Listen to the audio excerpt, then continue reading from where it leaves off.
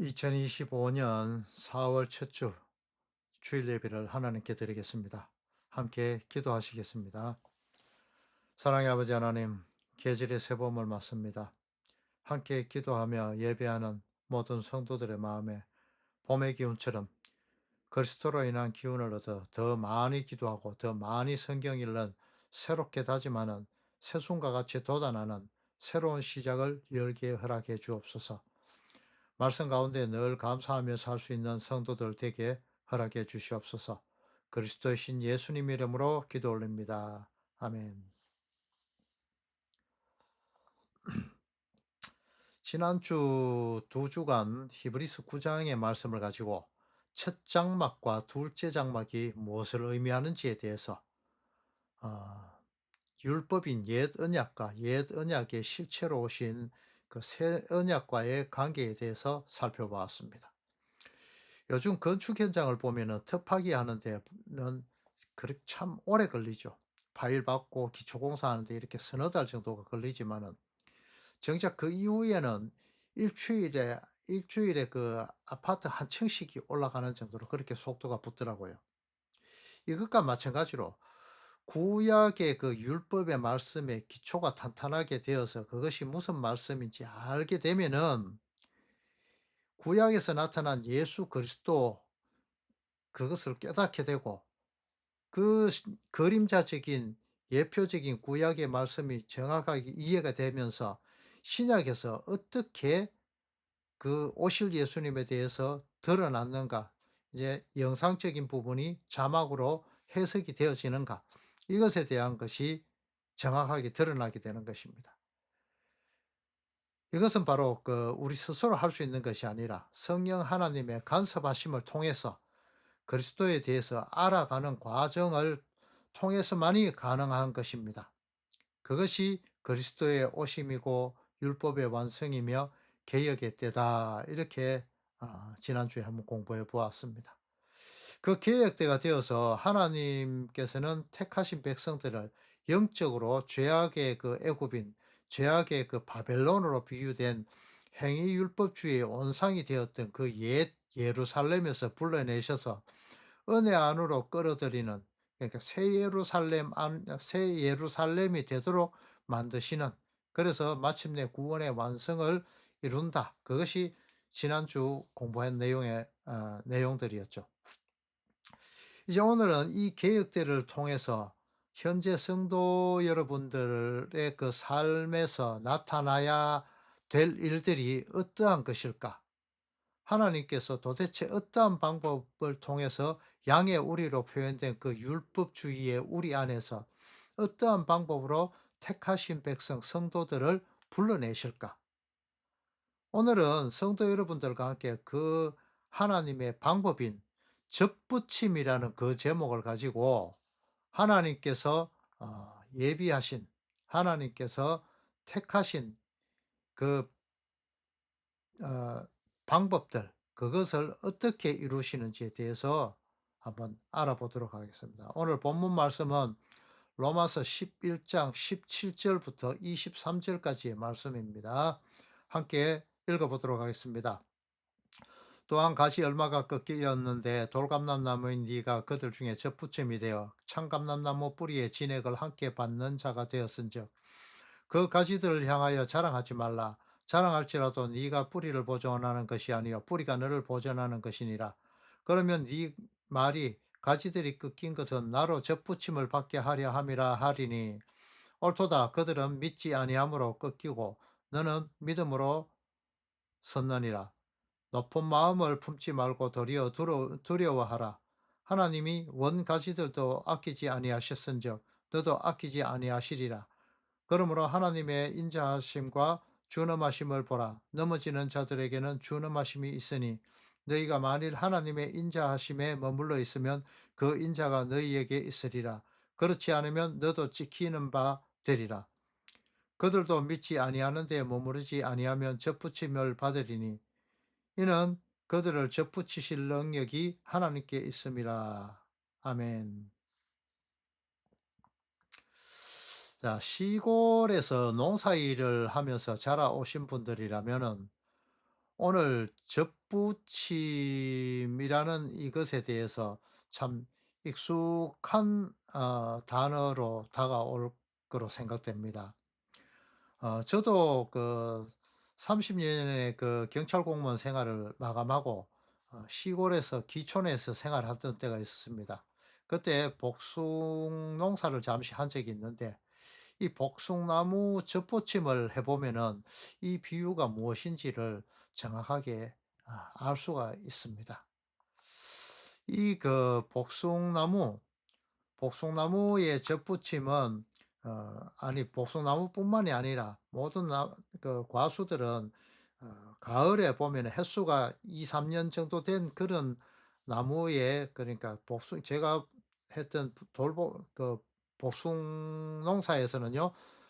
돌복숭 나무를 2-3년 된 것을 뿌리채 분을 떠 와서 땅에 심어 놓습니다. 그리고 이듬해 이 뿌리가 활착될 시기에 지금의 때가 되죠. 지금 때쯤에 미리 그 전지하면서 수집해 놓은 그 자신이 원하는 품종의 그 복숭나무 가지 중에 눈이 튼튼한 가지를 준비했다가 그 띄어진 그림에서와 같이 돌복숭나무를 10에서 15cm 정도 남기고 자른 후에 그 대목, 그렇게 원둥치와 접순, 그러니까 가져온 가지 접순에 그 수감부를 잘 맞추어 준 후에 비닐 테이프로 챙챙 감춰서 이 바람이 안 들어가고 병균이 침입하지 못하도록 하는 것인데, 이렇게 하도록 해서 비닐을 탱탱 감아 놓습니다.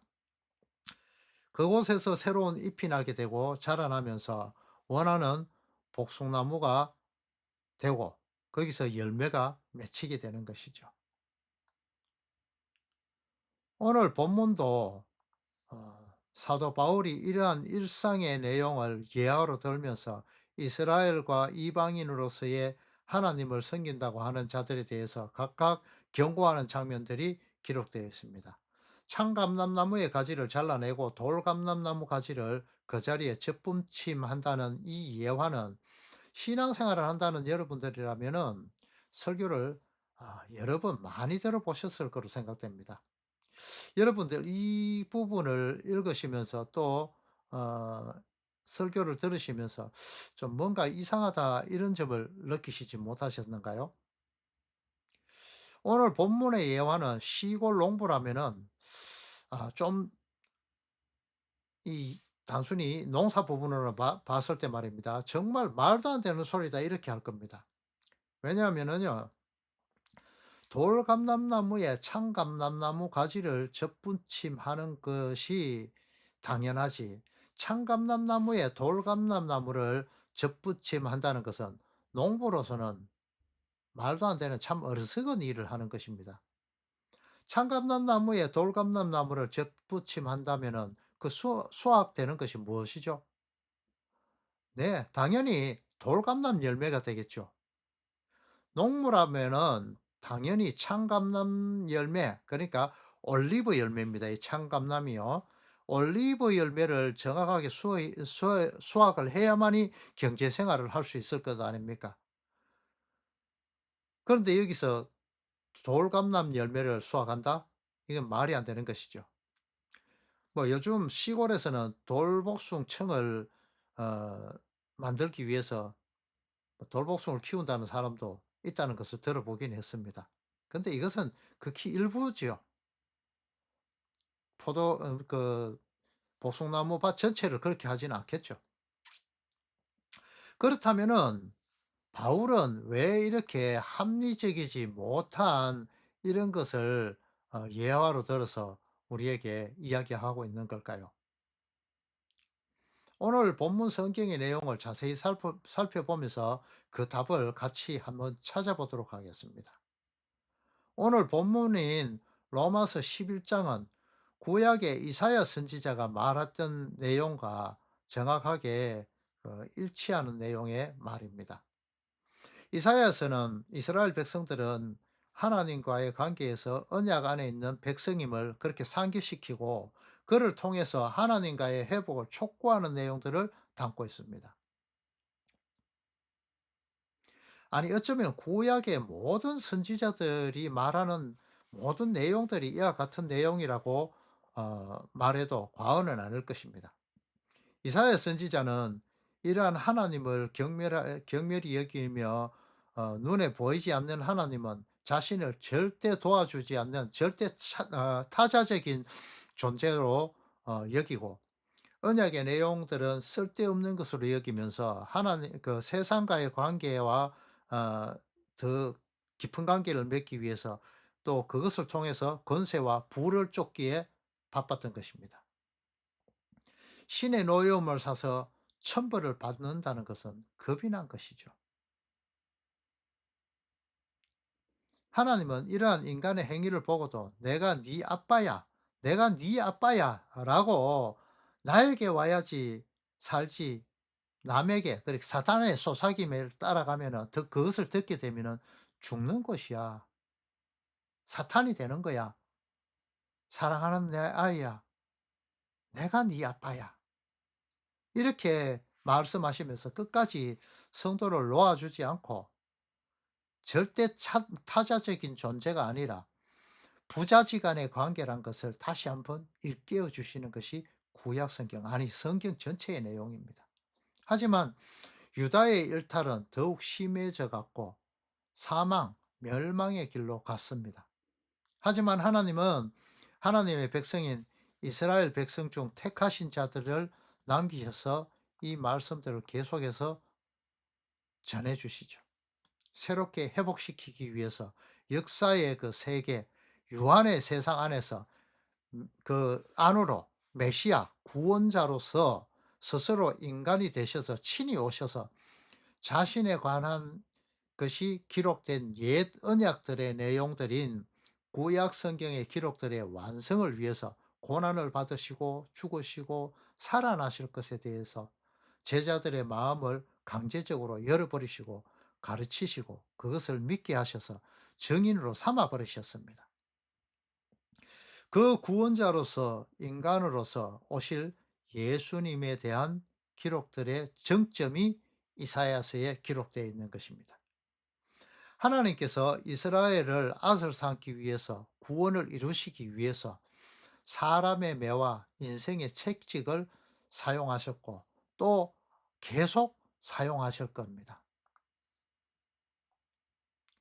구약의 때의 그 부의 상징, 힘의 상징이었던 그 바로가 스스로 태양신이라면서 자신을 높이는 것을, 그 상황을 상실한 마음 그대로 내버려 두시고 하나님을 대적하는 마땅하지 못하는 일을 하기 위해서 그를 사용을 하셨습니다. 성경에 바로의 마음을 완악하게 하셨다 이 말은 하나님이 그렇게 악을 조장하셨다 이 말이 아니라 인간의 본성인 그 완악한 대로 그대로 두셨다 이 말입니다. 결국 택함 받지 못한 그들은 지옥의 땔감으로 밖에 사용될 수 없다는 것이죠. 시컷 쓰이고 말입니다. 이러한 하나님의 예정하심은 성도가 성도 되도록 하시기 위한 것이고 하나님을 떠난 자들을 인생 채찍과 사람의 매를 사용하여서 돌아오게 하시는 데 있습니다. 이러한 예언대로 바벨론, 아수르, 애국과 같은 역사적인 그런 초대 강국들, 왕들을 이용하셔서 이스라엘 백성들을 깨닫게 하시고 또 그들을 인생 채찍 사람 매로 사용하였던 것입니다. 이것들은 이사야서 49장 이후의 내용인 고난받는 종으로 오실 메시아의 그 도래에 초점을 맞추고 있는 것이고 이 메시아를 믿을 때만 구원이 이룰 수 있다는 것, 구원을 얻을 수 있다는 그 사실을 밝히고 있는 내용입니다. 오직 구원은 하나님의 은혜로 말미암는다는 사실을 유다 백성들에게 가르치기 위한 목적에서 기록된 것이 바로 이 이사야서이며 선지자들의 강령이었던 것입니다. 제가 말씀 이 유다 백성이라는 것은 지금 성도 여러분들도 포함되어 있다는 것은 반드시 유념하시면서 들어주시기 바랍니다. 자, 이사야 선지자는 사도 바울의 그 로마서의 예와 같은 내용으로 이렇게 기록해 놓고 있습니다. 심히 기름진 산, 젖과 꿀이 흐르는 땅, 가나안 땅에 에덴 동산과 같이 하나님께서 택하신 백성들을 위하여서 한 장소를 택하시고 그곳에, 이것은 작게 본다면 예루살렘으로 볼 수도 있습니다. 이곳 하나님의 소유인 그 포도원에서 하나님께서 절대 나쁜 열매를 맺을 수 없는 최상의 조건을 갖춘 땅으로 만들어 놓으시고 그 포도원을요.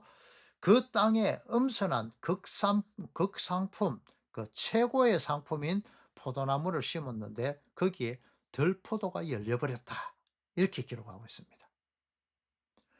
최상의 조건에 최상의 포도나무를 심었다는 것은 하나님께서 주신 첫 언약은 완벽한 것이고 그곳에 활용점정격인 그리스도의 구속의 십자가만 서게 되면은 그것이 완전을 이루게 된다.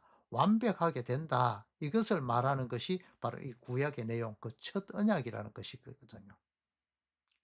그 활용점정격인 자리를 자신들의 자리로 차지하려고 탐욕을 내던 그들을 보신 하나님께서 택하신 방법이 바로 그들을 역사 가운데서 바벨탑과 같은 행위율법을 쫓는 그 예루살렘으로부터 흩어버리시고 하나님의 뜻을 이루시기 위해서 역사적인 나라와 왕들을 인생 채찍과 사람 막대기로 사용하셨던 것입니다.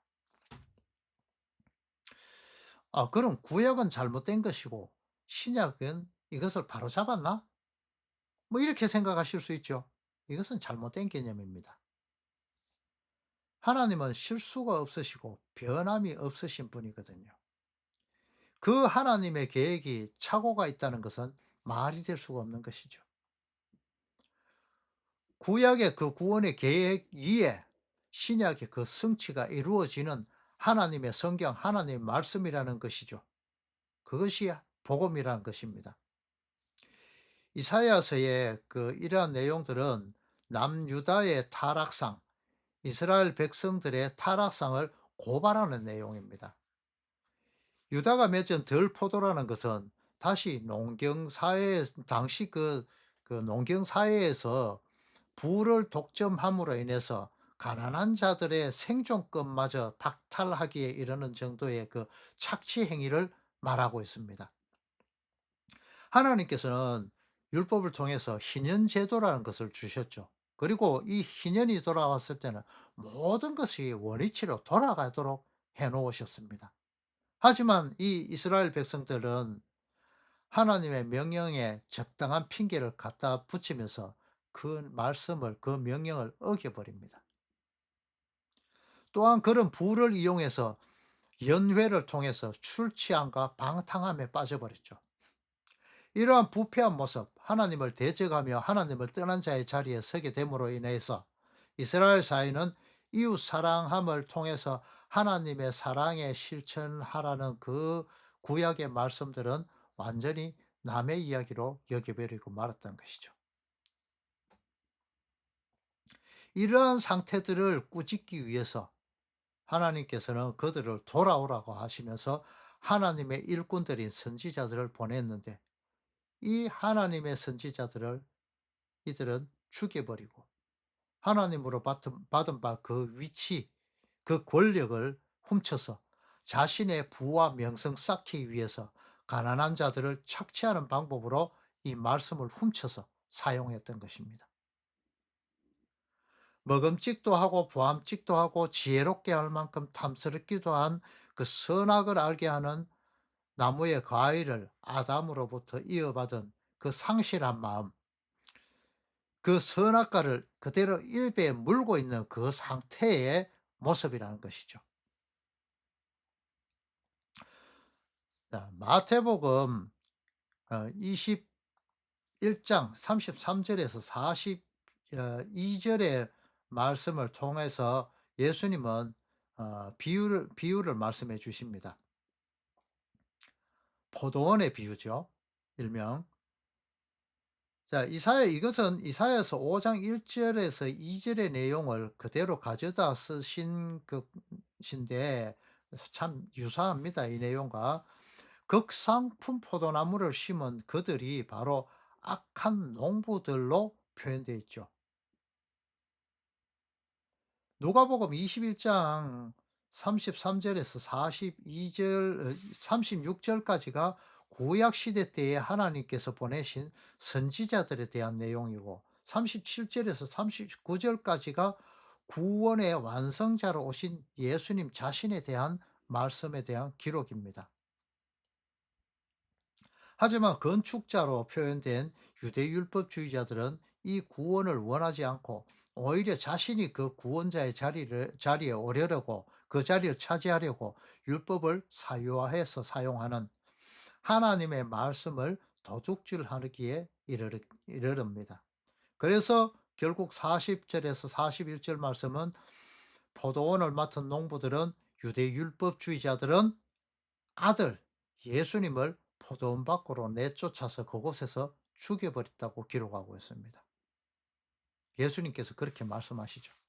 자신들이 그 구원의 정점을 이루고 이 땅에 에덴 동산을 회복하여서 잘 먹고 잘 살겠다고 그 욕심을 가지고 말이죠. 이것은 요즘 주장되는 이 시오니즘, 여러분 시오니즘이란 말 들어보셨죠? 이 시오니즘, 예루살렘을 회복하자는 그 운동의 내용인데, 백투더 예루살렘 이 들어보셨죠? 이 내용과 동일한 것입니다. 최바울이라는 사람 들어보셨죠? 인터콕. 그 안에서 이 운동이 가장 활발하게 일어나고 있습니다. 예루살렘에서 시작한 이 복음이 지구 한 바퀴를 돌아서 다시 예루살렘에 다다라서 마치게 될 때에 비로소 그리스도의 계절이 돌아와 이 땅에 새로운 나라가 건설된다는 이 황당한 소설 같은 이야기 말이죠. 성경이 어떻게 그런 이야기가 있습니까? 성경은 그 말 하나도 없습니다. 이 땅은 베드로후서 3장에 보면 이 땅은 불태워 없애기 위해서 보관하셨다고 기록하고 있습니다. 이렇게 하나님의 말씀을 사유화하고 훔쳐서 사용하는 그들의 근본이 바로 유대 율법주의자다. 그렇게 성경이 말씀하고 있습니다. 이것은 하나님의 말씀을 맡은 자들인 유대인들은 그것을 자신들이 사유해서 그것을 자신들의 유산으로 남기기 위해서, 천국을 차지하기 위해서 하나님의 아들인 예수님을 해골의 골짜기인 예루살렘 성 밖 골고다에서 십자가를 지게 하고 죽게 하였던 것입니다. 이 포도원은 제때의 열매를 바칠 만한 다른 농부들에게 다시 주게 되죠. 이방인들에게 말입니다. 그것들을 통해서 율법에 맡은 자들인 그들을 시기나도록 한다. 이렇게 기록하기도 합니다. 하나님은 하나님의 복음을 많은 이방인들에게 전해지도록 하셨고, 그들로 통해서 하나님의 백성이라 인침받게 하십니다. 그것이 계시록 7장에 기록된 14만 4천과 그 외에 능히 셀 수 없는 큰 무리로 기록되고 있습니다. 여러분, 참 감람나무인 유대인들은 그 줄기에서 끊어지게 되고 그들 대신 이방인들이 그 자리를 차지한다고 기록하고 있죠. 돌감람나무에서 끊어지고 참 감람나무의 줄기에 접붙임을 받게 된 이 돌감람나무 가지는 참감람나무의 그 뿌리가 공급하는 수분과 영양을 공급받게 되면서 참감람나무의 가지로 자라나게 됩니다.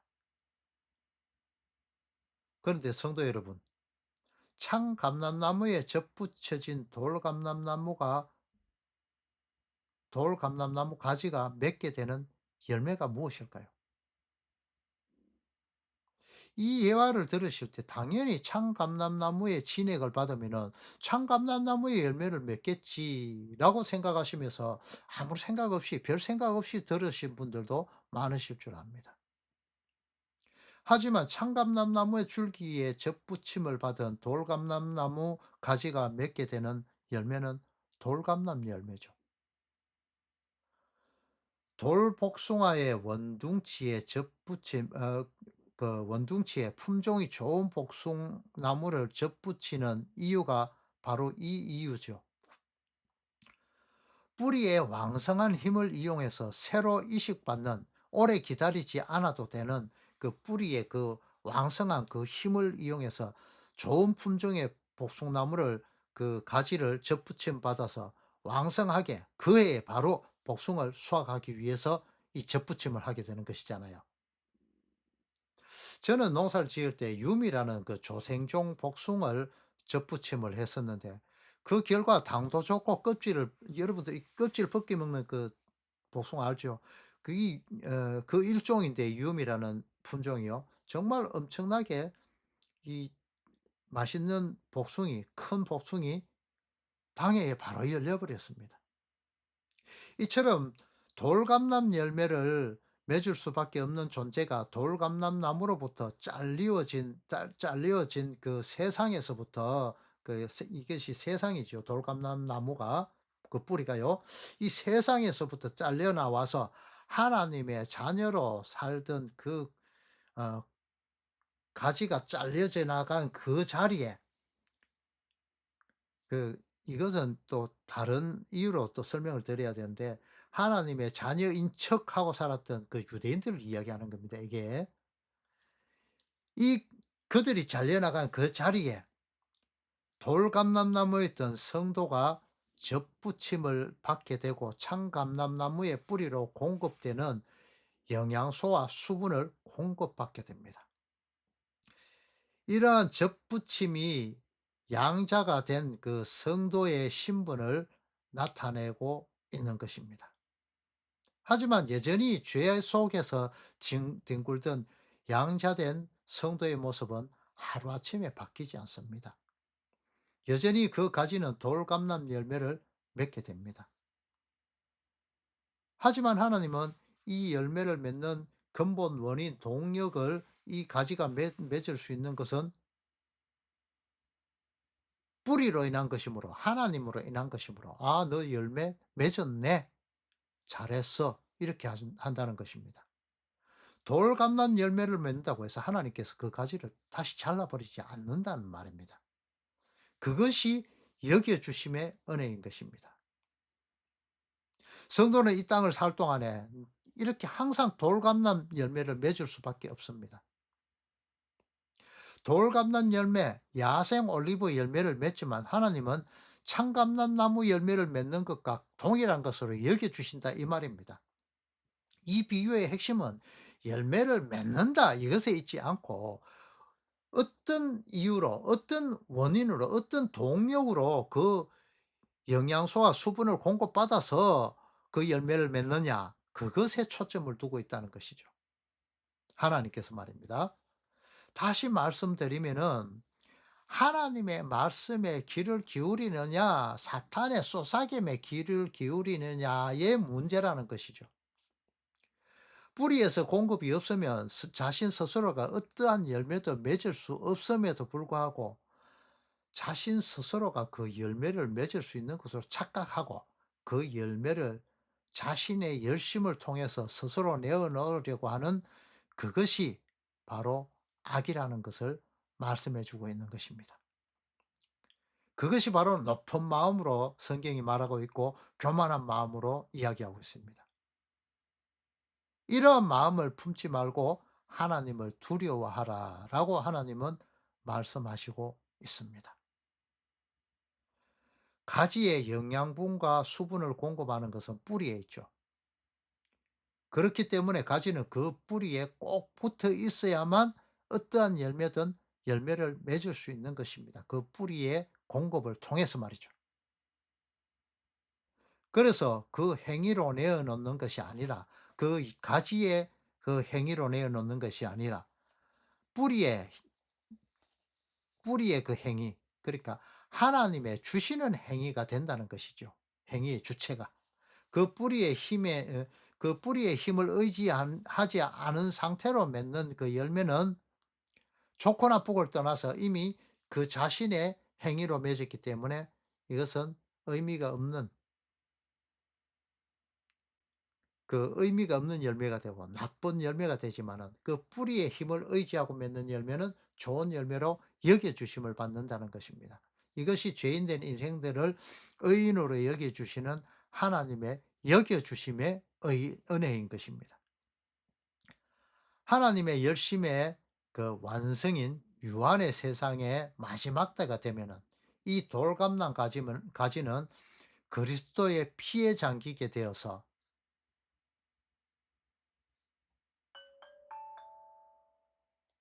완전히 새롭게 돌감람나무의 본성은 사라지고 그리스도에게 속한 원래의 모습인 창감람 가지로 다시 드러나게 됩니다. 부활하게 된다 이 말입니다. 이것이 성도의 거듭남의 비밀입니다. 사도 바울은 이렇게 하나님의 구원의 방법을 성경을 통해서 밝히 말해주고 있습니다. 하나님께서 돌감람나무를 통해서 창감람나무가 시기하게 하여서 유대인들 중 얼마인 택한 자들, 남은 자들을 회개하게 하기 위해서 하나님과의 관계가 끊어진 관계에서 돌이키게 하기 하여서 창감람나무 가지로서 다시 창감람나무에 접붙임 받게 하시는 것이 하나님의 구원의 목표라고 그렇게 기록하고 있습니다. 이것은 돌감람 가지가 원래 돌감람 나무 가지가 아니라 창감람나무의 가지였는데 돌감람 나무의 그 뿌리에 쏘사김에 귀를 기울이고 그 쏘사김에 혹해서 스스로 힘으로 무엇인가를 해 보려고 자기가 하나님 되기 그 길에 섰던 그곳은 결국 주인이 원하지 않는 열매를 맺는 돌감람이 되는 그 길이었던 다라는 것을 말하고 있습니다. 이사야서 5 장에 기록된 극산품의 포도로서의 성도를 이 땅에 심었는데 덜 포도가 맺었다는 그 말씀이 바로 오늘 본문 말씀인 돌감람나무 가지가 원래 돌감람나무가 아니라 창감람나무였다는 것입니다.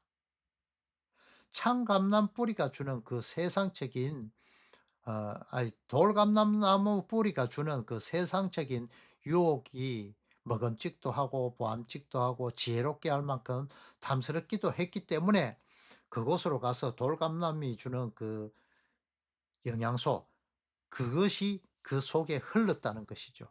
그러니까 돌감람나무 뿌리가 주는 그 피가 그 속에 흘렀다는 것이죠. 하지만 이제 예수 그리스도의 그 하나님의 강권적인 택하심을 통해서 예수 그리스도의 피로 그것을 대체해 버린다는 말이 되는 것이죠. 원래의 본성을 되찾게 된다 이 말입니다. 이제 하나님의 강권적인 강제적인 힘에 의해서 다시 창감남의 원래의 자리로 이식되고 비로소 그리스도의 피에 의해서 눈이 떠지게 되고 자신이 창감남 가지였음을 깨닫게 되는 것입니다.